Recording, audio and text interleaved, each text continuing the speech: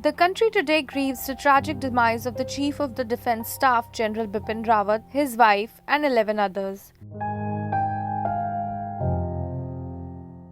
The chopper in which Rawat and his wife, along with 12 others, were travelling crashed in Tamil Nadu's Kannur region on Wednesday around noon. ANI has released the final movements of Mi-17 chopper carrying CDS Bipin Rawat and 13 others. The chopper, which took off at 11:48 am, was descending and would have landed in 10 more minutes. It was reported missing at around 12:22 pm. Group Captain Varun Singh is the sole survivor of the military helicopter crash. However, he is being treated for severe burn injuries at the military hospital in Wellington. Tributes have been pouring in from politicians, officials, and Bollywood stars. The Uttarakhand government has even declared a 3-day state mourning. बहुत बड़े दुख हमारे सामने आया है और बहुत हमारी अपूर्णीय क्षति हुई है। जनरल बिपिन रावत जी के जाने से उनकी मृत्यु का जैसे ही संदेश मिला है, सारे उत्तराखंड वासी, पूरे भारतवासी सब बहुत दुखी हैं। उनका जाना निश्चित रूप से एक बहुत बड़ी क्षति है जिसकी पूर्ति नहीं हो सकती है। और उन्होंने मैं व्यक्तिगत रूप से भी, चूँकि उनका जाना मेरे लिए व्यक्तिगत क्षति है, साथ ही साथ भारत के साथ उत्तराखंड के लिए बहुत बड़ी क्षति है।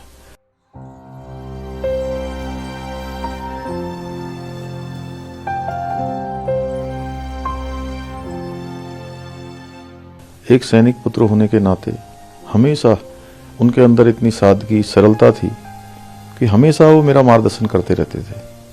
अभी कुछ दिनों के अंतराल में ही मुझे उनके साथ मेरे पिताजी की जो रेजिमेंट है, महार रेजिमेंट के सेंटर में उनके साथ जाना था, लेकिन बीच में ही नियति को कुछ और मंजूर था। आज उनके परिवार पर जिस प्रकार का एक कष्ट आया, बड़ा कष्ट आया है।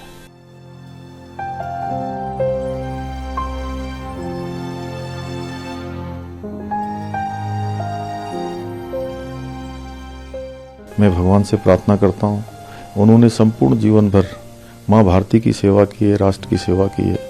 भगवान उनको अपने श्री चरणों में स्थान दे और उनके सभी जितने भी उनके शुभचिंतक, चाहने वाले, उनके पारिवारिक जन, सभी को इस दुख को सहन करने की शक्ति प्रदान करे।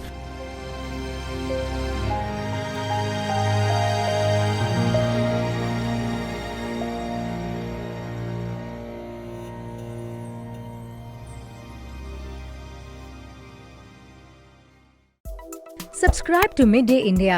Get direct notifications on all our videos by clicking on the bell icon.